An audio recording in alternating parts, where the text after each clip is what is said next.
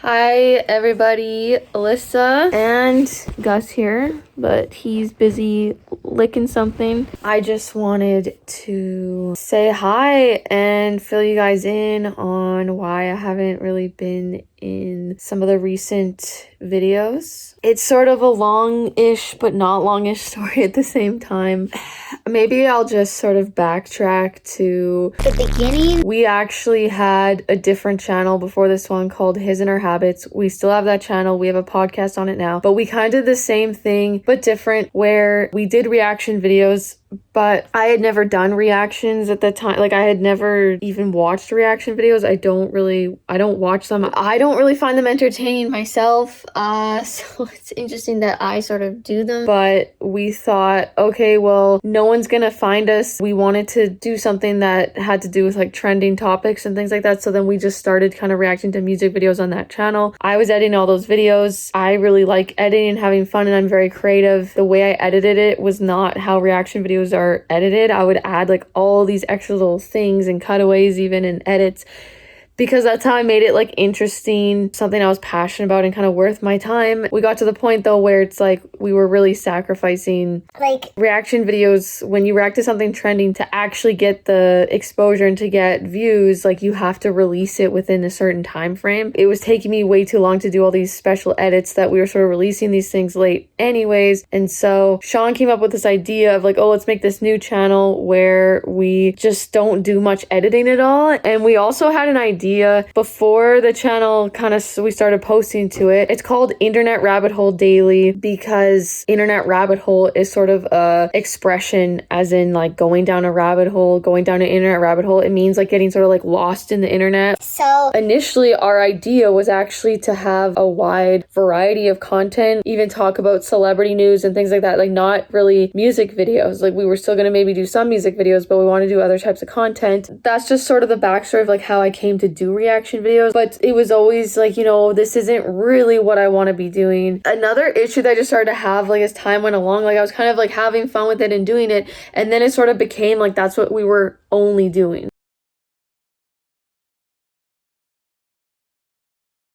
If you guys don't know, I actually am a musician myself and I write songs. It's never really gotten past like the writing and like playing stage. Like I've played live a few places like forever ago, but I've never professionally recorded my music or anything like that. And Sean actually plays music as well, and he actually has recorded some albums with a former band that he was in. When we first actually got together, our main thing was like, let's make music together, let's like record an album. And then 4 years later, like we still hadn't done that. A bit of it is tied into like, is our stuff good enough? Like, are we good enough for people to care, or do we need to react to other people's songs and content to get people to care, I guess? But I'm just so over that way of thinking, and so this just tension was building up more and more recently, where the reaction videos were feeling more of like this huge like chore, and it was taking a lot of energy just to like do them. I didn't want to be there. There was this whole thing that happened. We reacted to a NiZiU song. They're a J-pop group. Before the reaction, I was just so tired. I didn't even know if I was even gonna do it. I'd had no sleep. I was having this like really messed up sleep schedule. I just like wasn't feeling well, and I was drained and lethargic and just not myself. Didn't have like a passion for life, really. Sean's like, oh, there's some things we should react to. He said, oh, there's this J-pop group. They were on this like reality show. Sean kind of watched it. I saw like a few scenes. I would just like sort of walk in the room when he was sort of watching. I never really watched this show. So when we're reacting to this music video, I have no idea that these are actually like teenagers. Like, I think the oldest members are like 19 years old. There's like 9 girls in the group. One of the youngest is like 15 years old, I think. I had no idea. There's K-pop groups like Twice and Blackpink, and I kind of compared it to them and assumed that these girls were just like in their 20s, or like I just never thought these were like kids or teenagers,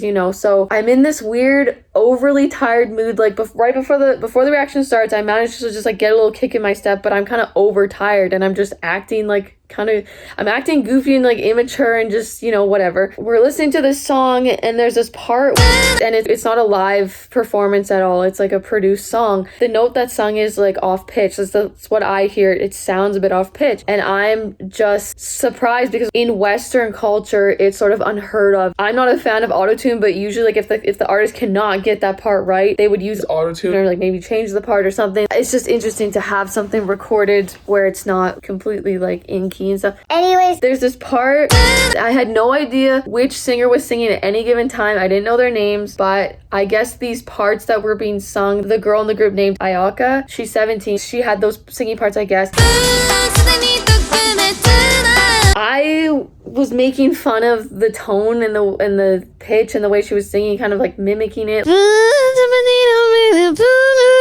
And I'm like, what? And this wasn't at all like this personal attack, but I was kind of being rude and kind of just very blunt and like flippant about it. I did not mean to hurt feelings. In the video at the end, I say like, yeah, I'm a hater, like, you know, hate on me. I'm sure I'm gonna get hated on in the comments, whatever. because The last thing I want to do is fake a reaction and pretend to like something that I don't, or say things that I don't mean. So I was being honest, but I was being mean about it. I don't know. The comments come in, a lot of people are like not happy and they're like, wow, you're making fun of a 17-year-old, or like, you know, this is just rude and you're not genuine, honest, this is just like mean and stuff. And like, it's just, that was not my intention. And someone said too, like, she doesn't even want to be there. That's kind of the truth. In general, like, besides that song specifically and that like note that was like off pitch that bugged me at first, mind you, like after when I was editing it and listening to it more, I like grew to like it. It's like, besides all of that, that style of music, J-pop or K-pop, is just not something that I normally listen to. It's not that it's not good music at all. It's just like, it doesn't really speak to me. So it's like, I already don't really care to sort of listen to that type of music. And there was just so much that I didn't know. These girls, they were on that reality show. The guy that sort of put this group together, his name's like JYP, and he's almost like a Simon Cowell of Japan. Or no, I think he's actually from Korea. so There was actually a reason why he had this song the way it was recorded, and that it was sort of more raw and genuine and stuff like that, and that he didn't put auto-tune and stuff. What I learned in the comments on that video, the reaction we posted, was that there's actually like this whole culture around just it more being of like a cute thing and it not always having to be perfect. It's like, it's just totally different than here, because that would be like unheard of. But it's like, I totally respect him for doing that, and I respect Ayaka for not trying to be perfect and stuff like that. So it's really a good thing, but I didn't know it. It's just different than, you know, the Western music culture, Western like producing sort of culture. Especially lately, like I've been really trying to work on my music, and I'm closer and closer to like producing it and stuff like that. and so I've just been doing lots of exercises and voice exercises because I go off pitch a lot of times. So it's like at the time that we like filmed that, it was something that I was like just so into and aware of, and like listening for things in music, trying to, you know, just be on key and stuff like that. And so there was just all this stuff. But when I saw those comments, it just made me realize, like, yeah, I don't really want to be there. And I was frustrated because I felt like I was sort of in a situation just sort of like destined to like come out negative because of, you know, just my not wanting to really do that or be there. I do not want to react and be fake. so anyways, I guess this whole long spiel and ramble is basically to say, as of right now, I don't feel like doing reactions, and I feel like continuing to do several reactions like every day and work on those is just like sacrificing opportunities for other types of content that Sean and I have been talking about since we started the channel and that we've been meaning to do. The content that I'm mainly passionate about is, I guess, lifestyle sort of videos. I've been editing this yoga challenge we did for way too long. I just sort of wasn't dedicating any time to it because we were spending so much time doing the reaction videos. Recently, I'm putting together some videos where I recreate different Billie Eilish looks. We even want to do some like skits. Sean, he's still really enjoying the reactions, and so I was like, I honestly don't mind if you want to do them on your own, but I just, right now, that just doesn't feel true to me, and it just doesn't feel like my path, and it's kind of been really affecting me. like emotionally and my physical health. It's just been taking a huge toll. so I'm excited to tell you guys that there's some good stuff coming. I don't think I'm like not gonna ever do reactions again. At this point in time, I want to do things that I'm really excited about and that I want to do. so anyways, I've missed you guys. I appreciate all the support in the comments, reaching out, and just acknowledging, I guess, that I'm not there. Like, it just makes me feel kind of important, and I owe it to you guys to explain. So, Exciting stuff coming, and we will see you guys soon. Love you. This is IRH Daily signing off. Bye, guys. Oh my freaking god. Okay, guys, so I'm editing the video that you're watching right now, and I have like a whole new freaking discovery. It might not have even been Ayaka at all. I'm filming right now. Stop making fun of Ayaka. She's trying hard. She went through the audition process just like the other girls. Why are you talking about her? No, I was explaining that it might not have been an Ayaka. The part, it sounds like two people. Actually, it kind of does. I actually noticed that. I was listening to it a few times because I like the song. Okay. And It sounds like the other person chiming in is singing in the wrong key. That's throwing Ayaka off. Not her off. Like, she's probably singing totally fine and perfect. But maybe it's her own overdub. But like, if it's someone else, it sounds like someone else like randomly coming in like, oh, it's not my part. Oh, it's my part. Like, okay, let's just play it here.